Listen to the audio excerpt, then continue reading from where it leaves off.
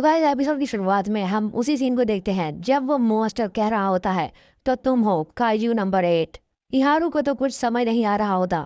तभी कैफका हिचिकावा को एक जगह पर बिठाता है और उससे कहता है मुझे लगता है कुछ देर और लगेगी, तो तुम केयरफुली अपनी ब्लीडिंग को रोको जैसे कि तुम्हें आता ही है, और हाँ अपनी सारी इंजरीज का भी ख्याल रखना। फिर वो हंसते हुए कहता है वैसे मुझे तुम्हें सिखाना नहीं चाहिए, लेकिन इशिकावा उससे बहुत हल्के से कह रहा होता है मैं ये अपने आप से नहीं कर सका। जो देखकर कैफका हैरान हो जाता है कि ये अभी भी मेरे बारे में ही सोच रहा है, और वो कहता है इशिकावा।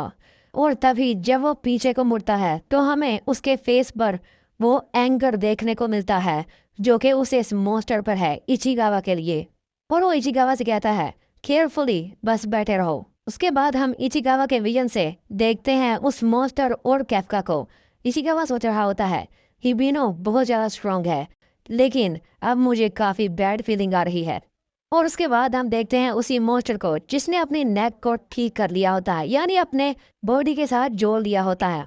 और वो कैप्का से कह रहा होता है मैंने ये माइंड तो नहीं किया जो तुमने किया है, मेरे रास्ते में आए और इन सबको बचाया, लेकिन तुम ऐसा कैसे कर सकते हो जबकि तुम भी एक मॉन्स्टर हो और तुम मेरी सोच से भी ज़्यादा स्ट्रोंगर हो। लेकिन अब मैं तुम्हारी लाश को अपनी कलेक्शन में चाहता हूँ। और उसके ऐसा कहते ही हम देखते हैं कैफका की बॉडी में भी 2 होल हो जाते हैं जो कि उसी मॉन्स्टर के अटैक की वजह से होते हैं। कैफका उस पर ज़्यादा रिएक्ट नहीं करता क्योंकि उसे इतना दर्द नहीं हो रहा होता, लेकिन इचिकावा यह देखकर काफ़ी ज़्यादा हैरान हो जाता है और वो सोच रहा होता है कैफका की इस फॉर्म में उसे डैमेज देना।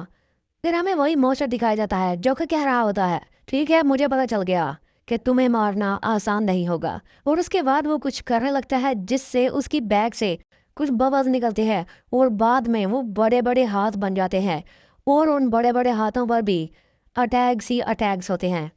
और फिर वो मॉन्स्टर कहता है मुझे शायद इतना सब चाहिए तुम्हें मारने के लिए। उसे देखकर इहारू की आंखें तो फटी की पड़ी रह जाती हैं क्योंकि वो सोच रहा था कि वो हमारे साथ सीरियसली लड़ रहा है, लेकिन अब उसे पता चलता है कि वो तो उनके साथ सीरियसली लड़ ही नहीं रहा था। इचिकावा उसे देखकर कहता है बाबू कैफका। लेकिन हम देखते हैं उस मॉन्स्टर के अटैक की वजह से कैफका की बॉडी में जो होल हुए थे वो ठीक हो चुके होते हैं। और वो कहता है अब मैं देख रहा हूँ कि यही वो स्टफ है जो तुमने बार बार इनके शरीर में ढांसा है। कैफका का मॉन्स्टर शरीर पूरी तरह गर्म हो जाता है और उसमें से हीट निकल लगती है क्योंकि इस वक्त कैफका बहुत ज़्यादा गुस्से में आ चुका है। हम देखते हैं इचिगावा को जो कि थोड़ा सा कंफ्यूज होता है, लेकिन उसके बाद ही हम देखते हैं वो मॉन्स्टर अपने वो सारे अटैक्स एक ही दफा में कैफका पर शूट कर देता है। लेकिन कैफका भी वहां पर अपने हाथों को बांध कर खड़ा हो जाता है और फिर वो मॉन्स्टर वाली फॉर्म का बड़ा सा जबड़ा खोलने लगता है। बात करते वक्त तो उसके आगे वाले दांत ही खुलते हैं, लेकिन अब वो अपने नेक के दांत उनको भी खोल रहा होता है और अपना बड़ा सा मुंह खोल देता है। और हम देखते हैं उसकी नसों में ग्रीन कलर की बिजली दौड़ने लगती है और वो उसके शरीर से बाहर निकलने लगती है। और तभी उसके बाद कैफका अपना वो अटैक कर देता है। इस अटैक में कैफका बहुत जोर से दहाड़ता है और उसकी साउंड वेव से लगकर वो सारे अटैक जो उस मॉन्स्टर की तरफ से आ रहे होते हैं वो ख़त्म हो जाते हैं। और ये देखकर इहारू वो मॉन्स्टर और इचिगावा भी हक्के बक्के रह जाते हैं। और अगले ही सीन में हम देखते हैं कैफका बिल्कुल उस मॉन्स्टर के सामने आ जाता है और कैफका ने ये इतनी स्पीड से किया होता है कि वो मॉन्स्टर कुछ भी नहीं देख पाता। कैफका उससे पूछता है क्यों। और फिर से अगले ही सीन में हम देखते हैं उस मॉन्स्टर की आंख को जो कि कैफका का एक पंच देख देती है, लेकिन जब उस मॉन्स्टर की हम हालत देखते हैं तो कैफका ने उस पर कई पंचेस बरसा दिए होते हैं इस एक ही सेकंड में। वो मॉन्स्टर इस वक्त अपने मन में सोच रहा होता है आखिर ऐसा कैसे हो सकता है। और तभी वो एक मॉन्स्टर जो कि मर गया होता है उसकी लाश को अपने सामने ले आता है जैसा उसने इचिकावा के साथ भी किया था उसके फाइनल अटैक में। और तभी वो कहने लगता है यही है मेरा चांस रिकवर करने का, और उसके आसपास बबल आने लगते हैं। लेकिन कैफका भी उसे नहीं छोड़ता। वो उस मॉन्स्टर की लाश को फाड़ कर उसके सामने आ जाता है और अब वो उस मॉन्स्टर को किसी नाइटमेयर की तरह लग रहा होता है। और वो मॉन्स्टर सोचता है ये तो बहुत बुरा है। वो मॉन्स्टर अपने मन में सोचता है मैं ये नहीं कर पा रहा। और तभी कैफका उस पर अपने पंचेस को बरसा देता है। वो मॉन्स्टर सोचता है, मैं इससे फासला नहीं रख पा रहा, ये बहुत एबनॉर्मल है। जो मेरी रिकवरी स्पीड है वो बहुत ही स्लो है। कुछ चीज़ तो है जो बहुत ज़्यादा स्ट्रेंज है। और फिर आखिर में वो सोचता है कि मुझे भाग जाना चाहिए। और फिर उसके बाद ही कैफका एक जोरदार पंच उसके पेट में दे मारता है, जिससे उस मॉन्स्टर की हालत और भी ज़्यादा ख़राब हो जाती है। और वो सोचता है, लेकिन यहाँ पर एक सिंगल ओपनिंग भी नहीं है मेरे भागने के लिए। और उसके बाद कैफका अपने फाइनल अटैक की तैयारी करता है, यानी उसकी आर्म के पीछे से एक होल आता है, जिससे उसका पंच बहुत ज़्यादा तेज़ी से जाएगा और उसके पैर से कुछ मार्शल आर्ट गन्स निकलते हैं जो उसे पकड़ कर रखेंगे ज़मीन के एक ही हिस्से पर, जैसा उसने पिछले दो मॉन्स्टर्स को मारने वक्त भी किया था। और फिर वो गुस्से में उस मॉन्स्टर की तरफ देखते हुए कहता है, तैयार हो जाओ, क्योंकि अब मैं तुम्हें अपने इस पंच से ब्लास्ट करने वाला हूँ। और कैफका के आसपास काफ़ी ज़्यादा इलेक्ट्रिसिटी आ जाती है और वो अपना ये फुल पावर पंच उस मॉन्स्टर को मार ही देता है। वो मॉन्स्टर इसे डॉज करने और ब्लो करने की कोशिश करता है, लेकिन ये इतना तेज़ होता है कि जब ये उसे लगा होता है उसे पता भी नहीं चलता। और हम देखते हैं उस पंच के इम्पैक्ट से उसकी स्किन उसके स्केलेटन पर से उड़ने लगती है और उसके भी चिथड़े उड़ने लगते हैं, जैसे बाकी सबके साथ हुआ था। और वो मॉन्स्टर उड़ता हुआ जाता है, काफ़ी बिल्डिंग से टकराता हुआ और काफ़ी चीज़ों को तोड़ता हुआ, और एक जगह जाकर गिर जाता है जहाँ पर उसके कुछ ही आर्गन्स बचे थे। वो सोचता है, मैंने पहले ही बहुत मुश्किल से अपनी शेप को मैनेज किया हुआ है, लेकिन मेरा जो कोर है वो अब बाहर आ चुका है। और हमें पता है कि कोर ही मॉन्स्टर्स की सबसे कमज़ोर चीज़ होती है।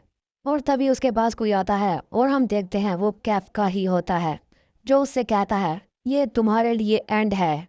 लेकिन तभी कैफका को कुछ महसूस होता है और जब वो पीछे मुड़कर देखता है, जो कैफका को देख लेते हैं और उसके बाद वो अपने माइक्रोफोन में कहते हैं, हम इकारुगा प्लेटून से बोल रहे हैं, हमने एक ह्यूमनॉइड मॉन्स्टर को ढूंढा है यहाँ पर। कैफका और किकोरू को, और किकोरू उसे कह रही होती है, क्या तुम इशिकावा और हिहारू के पास अकेले जाओगे? कैफका उससे कहता है, हम नहीं जानते कि इशिकावा और हिहारू कहाँ पर हैं, और ना ही हम उनके वाइटल्स को डिटेक्ट कर सकते हैं, तो मुझे ही वहाँ जाना होगा।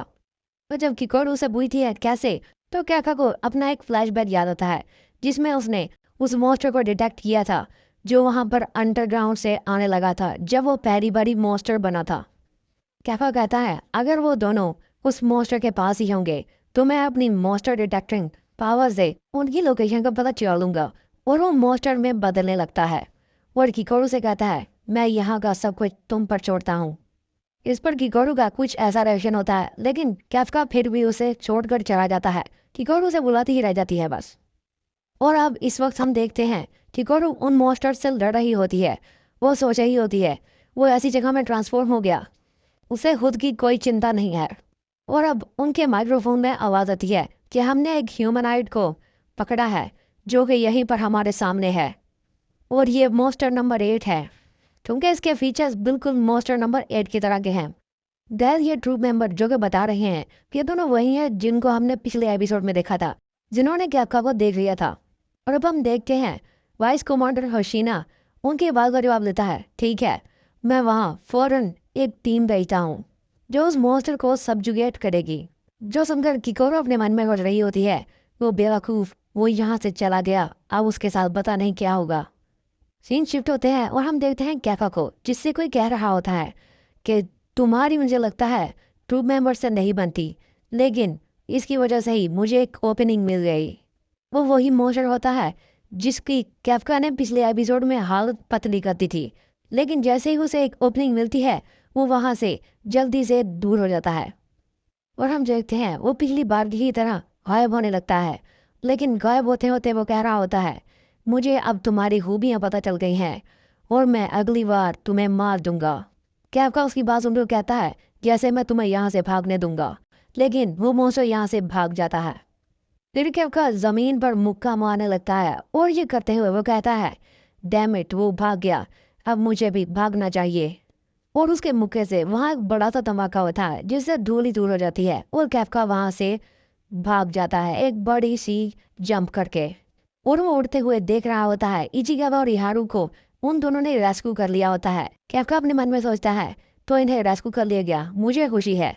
वो ह्यूमनॉइड भाग गया लेकिन मैंने अपना गोल पूरा कर लिया। और इसके बाद वो सोचता है चलो ठीक है, अब मुझे जल्दी से ट्रांसफॉर्म हो जाना चाहिए जहाँ मुझे कोई देख ना सके। और वो एक जगह लैंड करता है और उसके बाद हम देखते हैं वो एक बंद सी गली होती है। कैफका वहां पर चलते हुए कह रहा होता है यहाँ कोई ड्रोन्स और ना ही कोई लोग हैं। लेकिन तभी अगले सीन में हम देखते हैं कैफका के पीछे एक परछाई को, जो कि उसे कह रही होती है एक डीमन की तरह की खोपड़ी और जेट ब्लैक बॉडी, मैंने तुम्हें पकड़ ही लिया। कैफका जैसे ही पीछे मुड़ता है तो वो अपने मन में सोचता है वाइस कमांडर होशीना। और हमें पता चलता है वो परछाई किसी और की नहीं बल्कि होशीना की ही थी।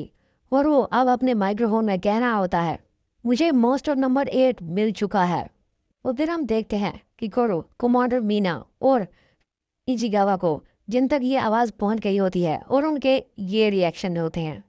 फिर होशीना काइजू नंबर 8 से यानी कैफका से कहता है तुमने मेरे ट्रू मेंबर की काफ़ी अच्छी देखभाल की है, क्योंकि ऐसा लग रहा होता है जो भी इचिगावा और इहारू के साथ किया है वो कैफका नहीं किया है। लेकिन तभी सीन शिफ्ट होता है और हम देखते हैं किकोरू को, जो कि सोच रही होती है तो जब वाइस कमांडर ने कहा था कि मैं एक टीम भेजूंगा तो उसका मतलब खुद से था।